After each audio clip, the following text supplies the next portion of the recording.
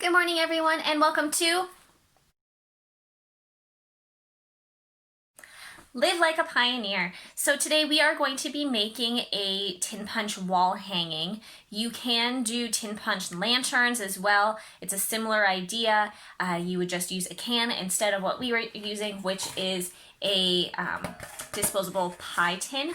You can also use disposable cookie sheets, things like that.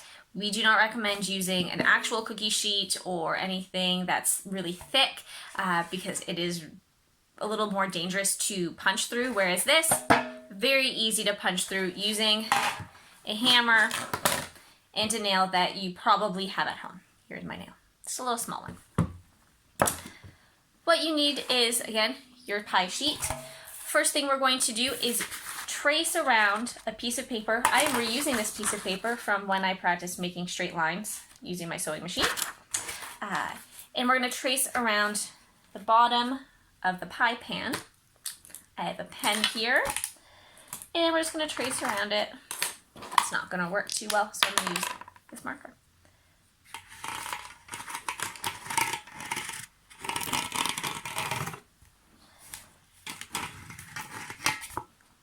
Just make sure that your line went onto the paper. Perfect. This is going to be what you use to make your template for the design you're going to punch into your pie plan. The other thing you will need is tape. So we're going to cut this out after we draw our design on it, just so that it's a little bit sturdier than just the circle. So you can draw any sort of design on it that you like. I'm just going to move this cutting board out of the way. Don't need that yet.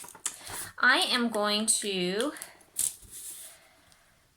put a design of some wheat on it. Now you'll notice that I am drawing the design as dots. That's because you're going to punch holes in it, not punch lines into it. Again, if you've watched any of these videos before, I will remind you, I am not the most artistic of people, so just bear with me if my drawings are not necessarily the best.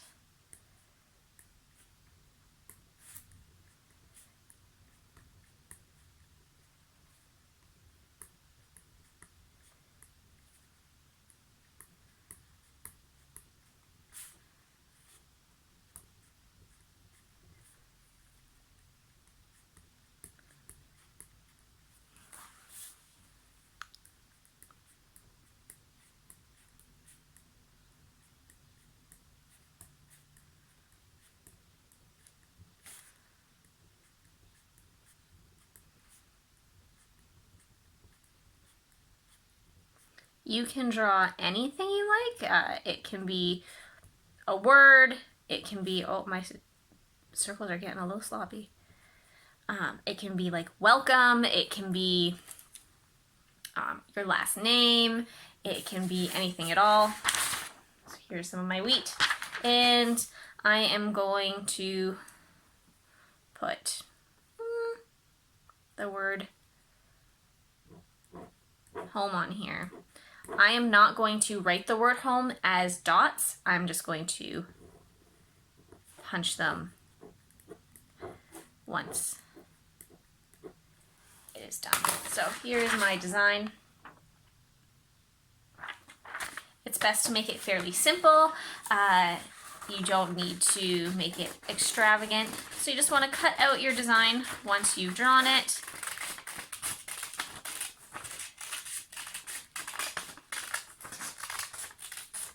So I have some scissors here, obviously, to do that. Here's my design. And now you want to tape your design onto the bottom of your cookie sheet. Not your cookie sheet, your pie sheet. So you just tape it in a couple places. This is just to help it stay in place while you are punching your tin. Now, in the early settler and colonial times, most people would have gotten tin products from a tinker who was often a traveling salesman. Some people would have bought them at the general store if they were able to go to the store, but tinkers were people who came around and sold most tin punched things since it was very, very popular. There's our... Now, your tinker would also come around, and if you had any damage to any of your tin products, they would also help you and repair those for you. So they were often called a tinsmith, would have been the proper name for them. We do have a tinsmithing shop at the Pioneer Village now. It is a very new building. It only opened a couple of years ago. So if you haven't been to the Pioneer Village in the last few years, it's a really interesting place to come and visit when you come to your next time at the village. So here we go. I have my plate. I'm going to take my nail. What you want to do is lightly punch a hole using your nail and your hammer through the pan. Remember, you want to make sure that you are not hitting your fingers. If you have an old school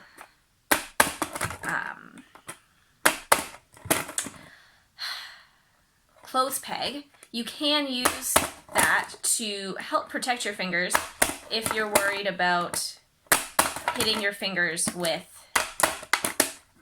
your hammer. So I'm just going around.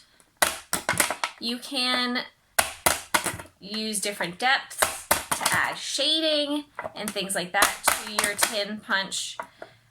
You don't really have to either. Whatever you like, completely up to you. If you have a smaller hammer, this is obviously a hammer for like actually hammering nails. If you have a smaller hammer, you can use that. You do not have to use a great big one.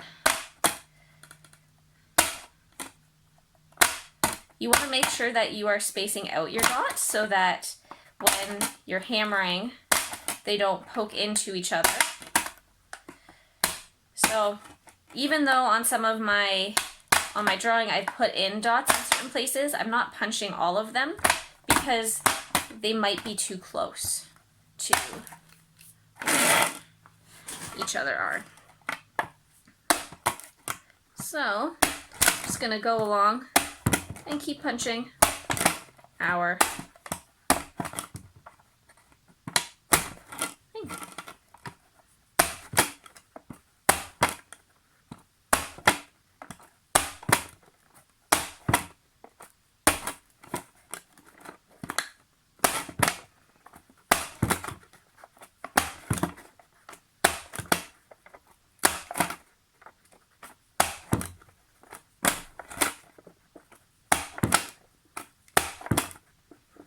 Remember, if you are doing this activity, you may also decide that you want to wear some sort of gloves to help you hold onto the nail because it can get a little slippery after a while since you're holding it still for a fair bit.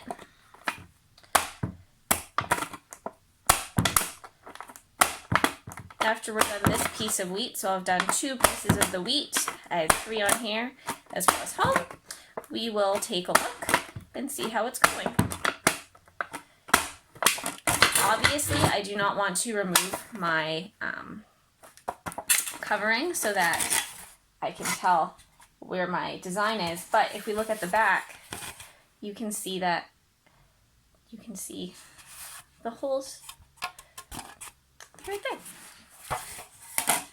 Now, you also have the complete decision if you would like to do this the opposite direction and have put your picture on the inside so that the pokey bits, which look a little bit more ornamental, are facing out. You also, similarly, if you do not have a word on your tin, you can always just flip it. But with a word on it, you don't have that option. So that's fine. We'll keep going, and I'll show you guys what it looks like at the end.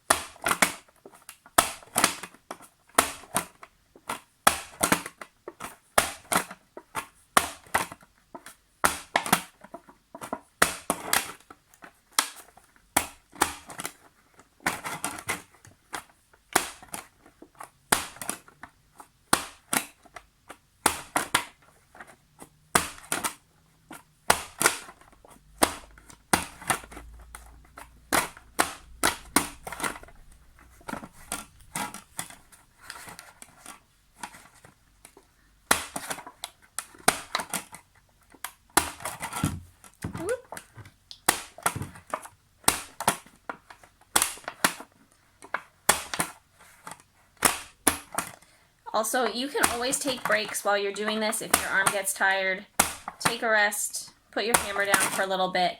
It will help you keep the design more even, clear, but that's completely up to you. Whatever you prefer to do is up to you.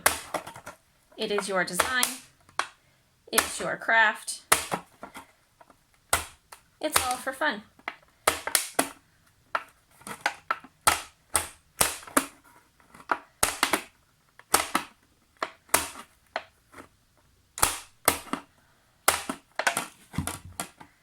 If you are doing letters, it is best to try and make sure that the numbers of the holes are approximately even, as well as the spacing of the holes, just to make the words a little bit more legible.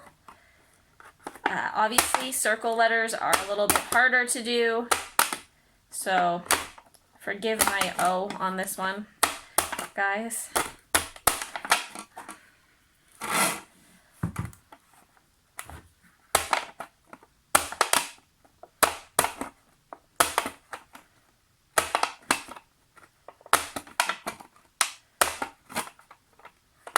Two letters left. Oh. Again, if you're doing circle letters, remember that you don't want to put the holes too close, because what just happened to mine will happen to yours. Because when you punch a hole in a circle, it perforates a hole and it punches out. It stayed okay, but just be careful. My hammer slipped, so my letters from my M got the better of me and punched into my O, so not so good. Obviously, the more you hammer on your pie plate, the more it's going to dent.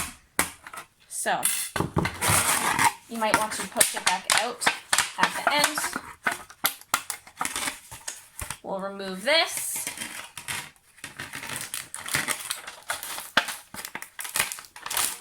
And here we have a nice tin punch. It says home on it. Or we can put it this way.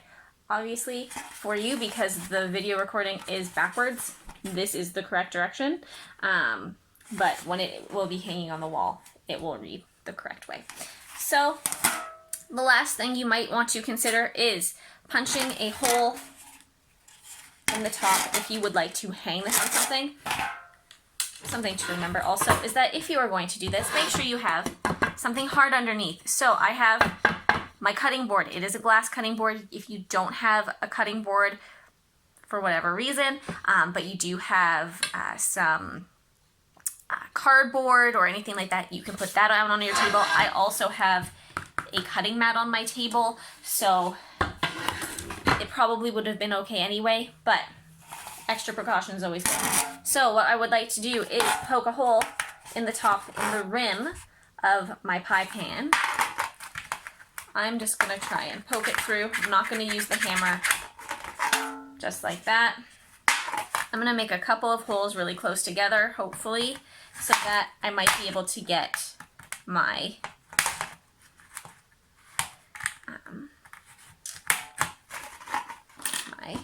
thread through. So to get this through, I'm actually going to use my nail again to help me poke it on through. So just be careful with your fingers. Make sure you don't pull both ends through, otherwise then it's not going to hang. It won't be able to make a circle. So we will tie this in a knot, and we will hang this up like a nice pioneer decoration, ready for display, just like that.